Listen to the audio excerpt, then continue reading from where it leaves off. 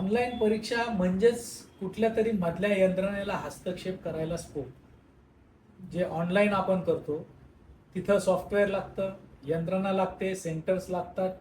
या पूर्वीच्या काळात ज्या परीक्षा व्हायच्या, अनेक लोक सरकारी आता अधिकारी आहेत, नोकर आहेत, त्यांनी दिल्या ना परीक्षा, त्या ऑफलाईन दिल्या.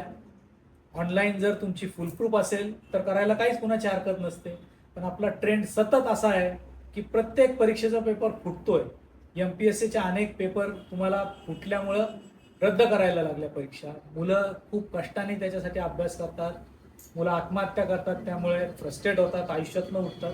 तेव्हा आमचा विरोध एवढ्यासाठी आहे की तुम्ही ऑनलाईनसाठी लोक कुठेही टेक्नॉलॉजी वापरून कुठेही, आता तो नीटचा पेपर जो फुटला तो पुण्यातल्या त्या शिक्षकांनी, ज्याचा क्लास आहे त्यांनी फोडला, ज्यांनी पेपर सेट केला त्यांनी फोडला. त्यांना माहिती आहे, ते व्हॉट्सअप करतायत आणि पेपर आपल्या आपल्या लोकांना पाठवतायत.